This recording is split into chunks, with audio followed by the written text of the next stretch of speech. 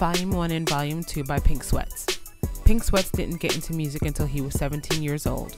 When he did start listening, he looked up to Michael Jackson, Kanye West, and Prince. He got the name Pink Sweats from his fashion choice of wearing pink sweatpants all the time.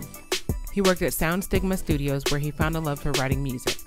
He released Volume 1 in November 2018 and Volume 2 in March of 2019. How do we feel about it? Here's our honest review of Volume 1 and 2 by Pink Sweats. That clip is from one of his videos. Looks like The Walking Dead, if you watch the video. Oh, word. Yeah, his music videos are actually really dope. Okay. He's got some cool ideas for incorporating music videos. I know the only one I saw was Honesty. Yeah, and that one was dope. Yeah, that was dope. You know. But how do we learn about Pink Sweats? Well, I think I had ran into, I was on Escape Tracks. Yep. Shout out to Escape Tracks. And Honesty was up there. Mm-hmm. And I heard the voice, and I was like, yo, let me play this joint for you. This dude's voice is crazy. Shit was fire. And I let him hear it, and it's like, yo, man, we got to review that, man. Yeah. So, how you feel about this album artwork for Volume 1? Volume 1 is dope. I like the pink. You know, I feel like, you know, the pink in the background really accentuate what he's wearing. I think it's just a cool cover, you know. Really dope. Yeah, I mean, you know, he's getting high. You know, got the pink flowers, pink everything. Yeah. He had the hot pink socks on. Hot pink. So, yeah, I mean, it's a cool cover for that one, you know. But how you feel about the cover for Volume 2? Volume 2 just got me the impression like, bro, where we going with this? Because I was just like, okay. But I really like it. Like, it's more on the art visual style and everything. And it's still got the, you know, Pink Sweats vibe, I can say. It's just really out there. And I think it's mad creative. Yeah, I mean, it basically is like kind of like I'm just taking you to another planet. Yeah. And I feel like the music from Volume 2 did differ from Volume 1 in some aspects. Yeah. So I do like the pink astronaut suit as a dope touch. And then like the just complete anime drawn and background looks beautiful. It looks like a world from Wrinkle in Time. Yeah. The flow of Volume 1 is different from the flow of Volume 2. But I can say this though about all of the songs. They're all acoustic driven tracks. So it's like acoustic guitars. Sometimes you hear some bass come in. There's some drums definitely on some of the tracks, but it's a real laid back, smooth experience over the course of pretty much both projects. It doesn't really get too fast tempo. You're not gonna be looking at any like Sierra, Chris Brown up-tempo style joints. You know what I mean? Yeah, it's really laid back, and that acoustic vibe is definitely there throughout the whole moment of the project, or both volumes. And it's just really, I guess you want to say, inviting, because it's just like his sound is immediately, you know, gravitating to the ear, and you're just going to be sucked right in. Highlights, man. Look, for Volume 1, Honesty is so dope. Yes. There's nothing that can be said negative about this song. I couldn't find one thing bad to say. Call Me is a dope skit. Like it feels like it should have been a full song, but it's dope the way it is. Yeah. Drama is another one of those joints that I was just like, yo, this could be somebody's theme song. The lyrics, you know what I'm saying? The lyrics are really dope. Matter of fact, overall, Pink Sweat's lyrics are really dope. Yeah. Like I like the way he doesn't use a lot of lyrics to say, like, you know what I mean? Because a lot of times people bunch a whole bunch of lyrics and it's a whole bunch of nothing actually being said. Yeah. But you know, good writers can actually articulate what they say without having to use a whole bunch of words. Right. And would you, like, those first 4 joints are like ridiculous. Yes. Like he just smacked you straight out the door with some joints. Yes. Oh, for Volume 1, Honesty. Yo, all the way. Honesty is really dope. Call Me should have been a full song, but I appreciate it. But I like how it went straight into drama, and drama is just some real stuff. I really like how, you know, he was speaking on how, you know, he really doesn't have much to say per se, but it's very much conveyed with his voice. And I think that's what is really dope.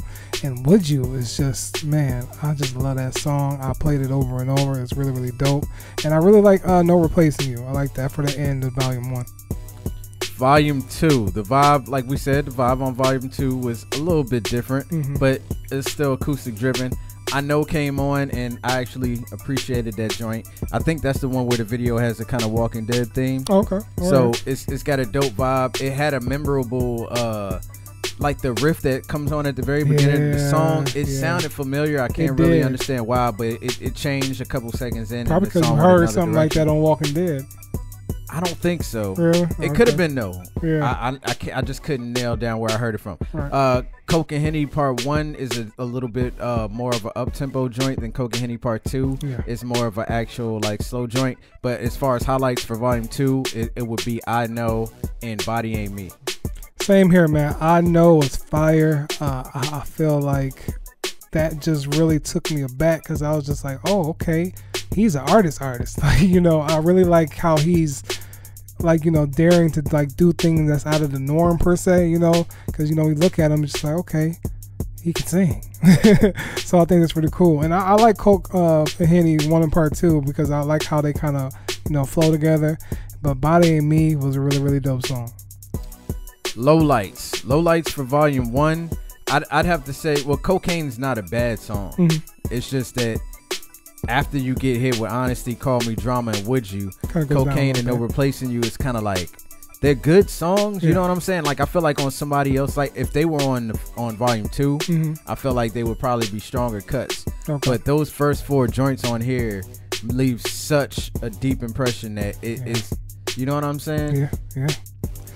Same here. I feel like Cocaine is a great song, but like just the momentum of Volume 1 kind of hit with that one, but it was still cool to get another fresh kind of sound from him. But it's just those 4 really knocked it out the park. Volume 2's lowlights. Look, Coke and Henny, for even though the vibe is different, I wasn't really attached to either song. You know what I'm saying? And Your Side is okay. Like, and when I say that, it's not that they're bad songs. It's just that I'm just telling you, man. After you hear the first 4 joints on Volume 1, like, and not only that, there were a couple times where the acoustic vibe was kind of like, I guess you want to say calming me down a little too much. Okay. You know what I'm saying? Like a little too laid back. Like, I would like to hear maybe him over maybe some like piano acoustics or you know what I'm saying? Like acoustic piano or, you know, something else, because by this point I was just like, damn, like, don't get me wrong, he killing these guitars, but you know, it can, don't get me wrong, it could be his thing. Yeah. But I just wanted to, you know, get like just a glimpse of something else. Yeah, I'm glad you touched on that, because my only thing with the whole vibe of the second volume is the fact that it was a little bit too chilled and laid back. Like, I'm glad we got that side of him, but when I saw the cover, I'm like, oh, we about to go somewhere, we about to go out there. But it was kind of more grounded in a sense than the first volume, which is cool. We got to see it on the side, but I wish we could have had a little bit of variation like we had with the first volume. You know, even though it started off hit, we got like a little lower with them and everything like that. So just a little bit of balance, you know, but when you put them together, I guess you can say it evens out, you know, for both volumes. But yeah, it's cool. All right, final thoughts. Well, my final thoughts for Volume 1, I'll just go straight Volume 1 and Volume 2. My final thoughts for Volume 1 is I think Volume 1 is an extremely good project for anybody that's not aware of who Pink Sweats is. Yeah. It definitely sets the tone for you. The acoustic vibe, like the acoustic guitar with all the reverb on it that they got on Honesty, it just sets a tone. So when he starts singing, you know what I'm saying? Like, and then just the whole concept of like, you know, like she's scared of falling in love because she's not sure if it'll be reciprocated. And like just like if you sit there and listen to the lyrics, like it just takes you somewhere else. You just want to kind of like close your eyes, and you know what I'm saying? It just puts you in that mode.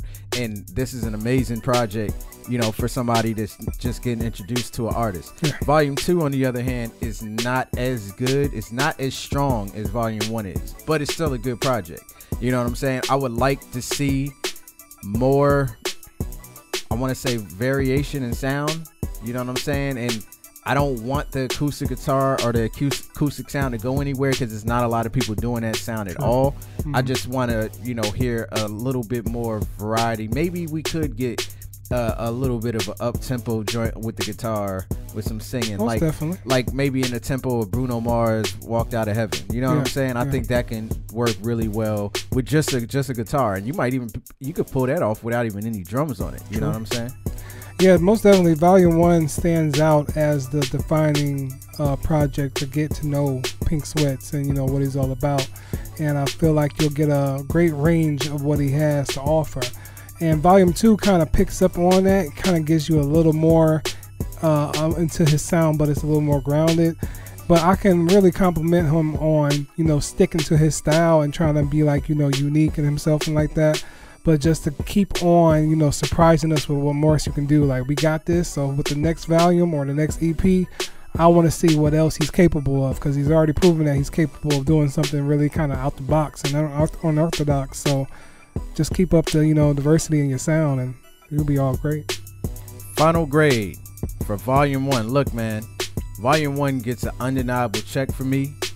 I love this project. I'm going to continue to listen to this. This is going to be right there playing along with Lucky Day and everything else dope that we heard so far this year. Yes. I think everybody should definitely give this a chance. If anything, listen to Honesty. Yeah. And just let that determine whether you want to continue listening or not. You know, there were a couple instances where I got some like Music Soul Child vibes, but not in the same realm of what Music Soul Child does. I don't know what it was about it. Maybe a couple of the textures and some of his notes sounded like Music Soul Child to me. But you know, it's really dope songwriting here as well, and some really dope production on Volume 1. Yeah, Volume 1, check. I feel like this is the great introduction into Pink Sweats for anybody interested, and I feel like you're gonna come away with a lot to like, you know. Volume 2. Look, Volume 2, I'm gonna give it a dash, and I'm gonna say, if I had a, you know, if we actually had levels, it'd be on the higher end of the dash. And that's only because after you set that precedent of what you get on Volume 1, this just kind of comes off as, it's cool. Yeah. It's some food to keep me, you know, a little satisfied until we get another joint. Yeah. But I don't get the same feeling I got with Volume 1. Yeah. And that's not necessarily a bad thing. This half of Volume 2 is just a different acoustic sound than what you got on Volume 1. Yeah, same here. I'm gonna give it a dash. I feel like, you know, it's cool, but if I had to put, you know, anybody on one volume, I'll just be like, yo, listen to Volume 1. You know, listen to 2, but really listen to Volume 1. And that's not to put off nothing from his sound or anything like that, but it's just the fact, like you said, it's the greater collective of the two. But like I said before, I am interested to see what else he does from Volume 2, because it let me know that he has, you know, a unique, different ear for music. He's not trying to be like everybody else, trying to do the same thing over and over and everything. So I can really appreciate that. So that's what I do appreciate about Volume 2, that he stayed in the acoustic lane where he's just, you know, crooning, I guess you could say. So yeah, I just keep up with it, man.